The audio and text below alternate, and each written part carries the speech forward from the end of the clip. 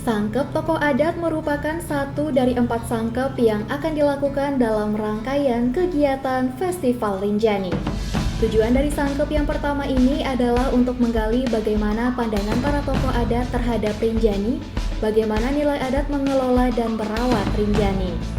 Sangkep ini dihadiri oleh perwakilan masyarakat adat dari lingkar wilayah Rinjani. Sangkep ini diadakan di Aula Pertemuan Dusun Dasan Baru, Desa Karangbajo, Kecamatan Bayan. Tema kegiatan Festival Rinjani kali ini adalah mengeja kembali Rinjani.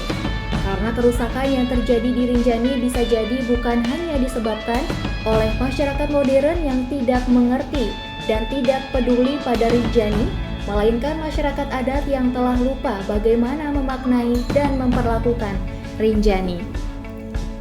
Beberapa poin yang tergali dari hasil sangkep masyarakat adat tanggal 26 September 2020 adalah: yang pertama, bagi masyarakat adat, Gunung Rinjani merupakan salah satu bentuk sumber kehidupan dan penghidupan.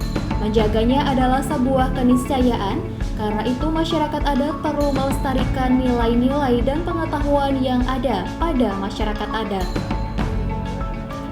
Yang kedua, nilai-nilai kearifan lokal ini perlu diajarkan kepada generasi muda agar nilai dan pengetahuan tersebut lestari. Yang ketiga, kerukunan dalam bermasyarakat juga perlu dijaga, karena kerusakan Rinjani merupakan akibat atau korban dari adanya berbagai kepentingan. Ada yang memutus mata rantai kita sehingga sepertinya Rinjani hanya milik orang Bayan saja. Mata rantai yang terputus itu adalah pewarisannya. Bagaimana anak cucu kita merasa memiliki Rinjani ini. Bencana yang baru saja terjadi merupakan teguran dari Tuhan sehingga peranata adat harus segera melakukan ritual. Yang keempat, Rinjani merupakan sebuah simbol yang diberikan oleh Tuhan yang Maha Kuasa di Pulau Lombok. Sebagaimana simbol di tempat lain digunakan untuk menerima petunjuk, maka di Rinjani juga digunakan untuk sebagai tempat untuk mencari petunjuk. Jauh sebelum Islam datang ke tanah Sasak, masyarakat Sasak sudah tampak Islami.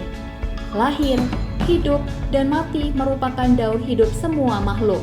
Daur hidup ini dibahas oleh para orang tua kita sejak dahulu. Yang kelima, Rinjani merupakan giri suci atau kemalik Lombok. Kemalik artinya tidak boleh melakukan suatu larangan atau hal yang dilarang. Oleh karenanya perlu ditegakkan kembali awik-awik adat. Barang siapa yang melanggar awik-awik harus diberikan sanksi. Namun hari ini awik-awik masyarakat adat tidak bisa ditegakkan karena tergilas oleh undang-undang investasi. Jadi perlu dilakukan pendekatan secara politik dalam rangka melakukan penolakan undang-undang investasi tersebut. Yang keenam, Rinjani merupakan sumber inspirasi, sumber penghidupan, dan peranata sosial.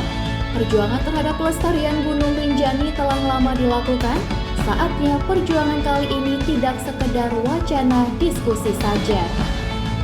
Yang ketujuh, untuk itu diperlukan diskusi lebih lanjut untuk membahas pelestarian Gunung Rinjani dan tindakan nyata dalam pelestariannya.